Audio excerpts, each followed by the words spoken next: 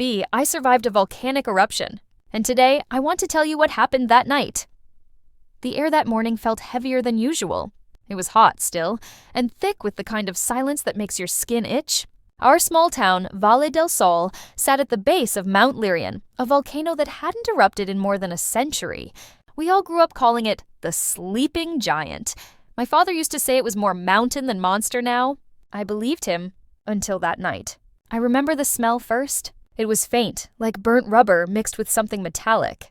I was washing dishes when the glasses in the cabinet began to tremble. Just slightly, enough to make me freeze. Then came a low rumble, like thunder trapped underground. Outside, dogs started barking. Somewhere far away, a siren wailed. My neighbor, Mrs. Ramos, shouted something about smoke on the mountain. I stepped out onto the porch, and there it was. A thin column of dark gray rising into the sunset. It looked harmless at first, like a brush fire. But then it grew, twisting, thickening, blackening the sky.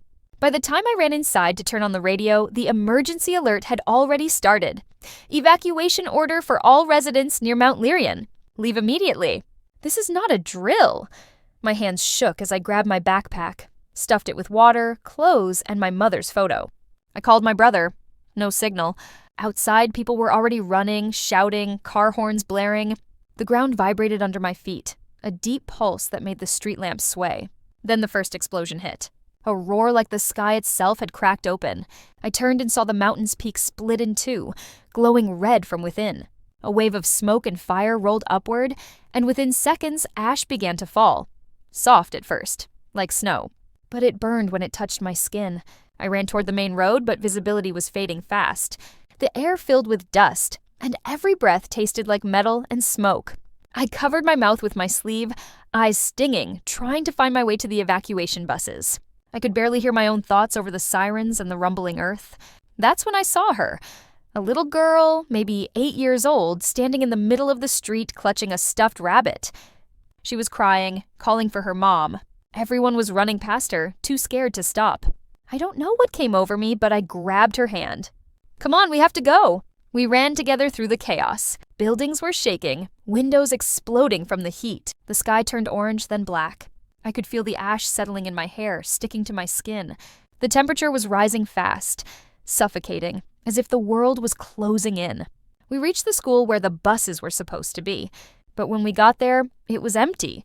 Just tire marks in the dirt and a few abandoned cars. The eruption had cut off the main road. We were trapped. I looked back toward the volcano. Streams of lava glowed like rivers of fire snaking down the mountainside. The sound was unlike anything I'd ever heard. Not just loud, but alive. Like the earth itself was screaming. I knew we had to move, but I didn't know where. The girl, still holding my hand, whispered, "Is it going to find us?" I didn't have an answer. The only thing I could think of was the old stone bridge at the edge of town. Higher ground.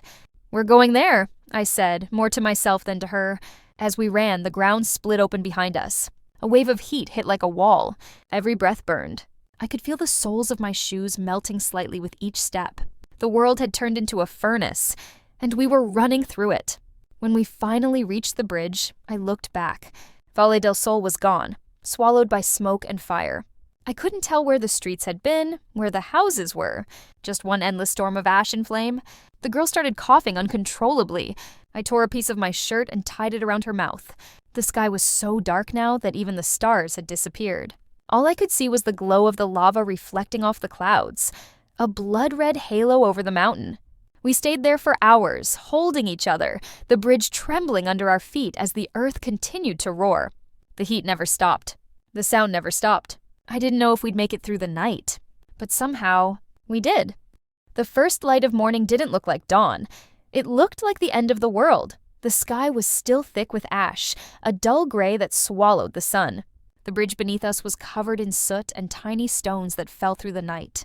Every breath scraped my lungs raw. I didn't know how long we had been awake. Hours. Maybe days. Time had stopped working when the world started burning. The girl was asleep against my arm, her little hand still clutching that rabbit. I didn't even know her name. I only knew that if I stopped moving, if I stopped thinking, we'd both die here. I forced myself to stand. The landscape that used to be Valle del Sol was now unrecognizable. A black desert. The trees were gone. The roads gone. The air shimmered with heat like it was still alive. In the distance, the volcano continued to growl, sending occasional bursts of smoke and light into the sky. Every rumble made the bridge shiver. I knew we couldn't stay. We needed to find water, shelter, anyone. But where could we go when everything was gone? We began walking along the bridge, heading toward what used to be the forest trail.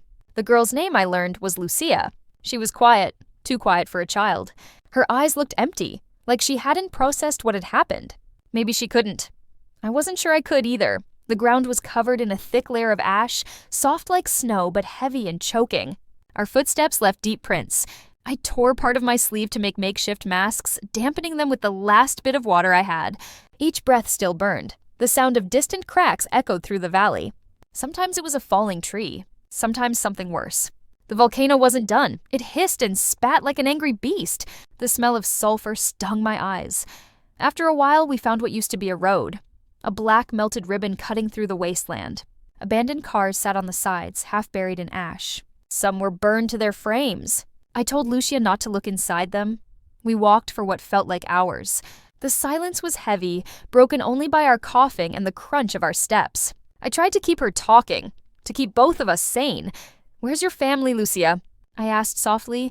She hesitated, then whispered, "Mommy went to find my brother. She said she'd come back." My chest tightened. I didn't know how to answer. So I just nodded. "She will," I lied. The temperature began to drop as we climbed higher. A faint wind blew, carrying clouds of gray dust across the plain. The higher we got, the more of the destruction we could see. Valle del Sol was gone. Nothing but a dark smear in the valley, dotted with orange veins of lava still glowing faintly like dying embers.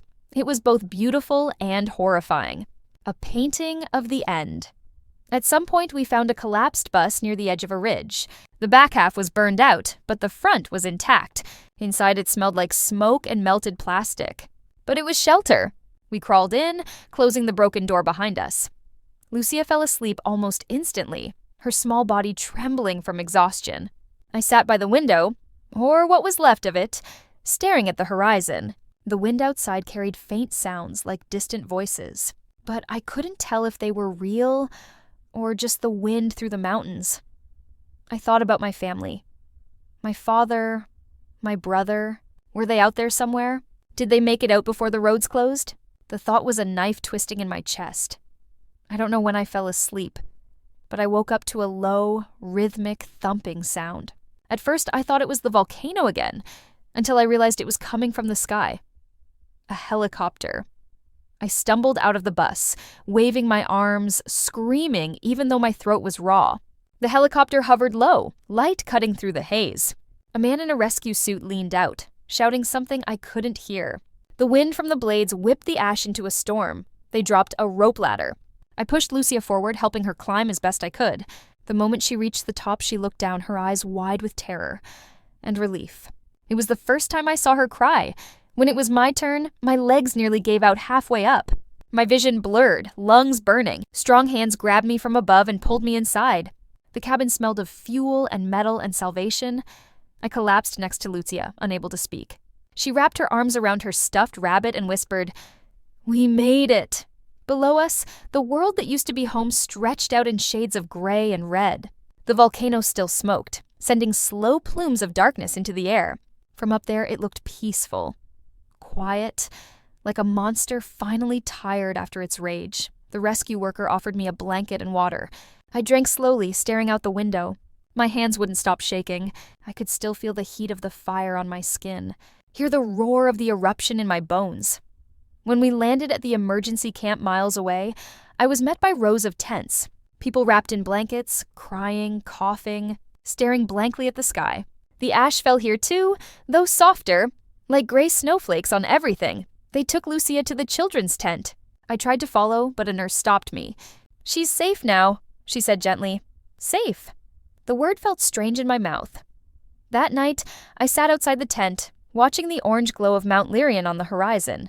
The volcano had taken everything. My town, my home, maybe my family. But it hadn't taken us. Somehow, against all odds, we were still breathing. I could still feel the bridge shaking under my feet. I could still hear the child's question echoing in my mind. Is it going to find us? No, I thought now. It already had, and we survived it.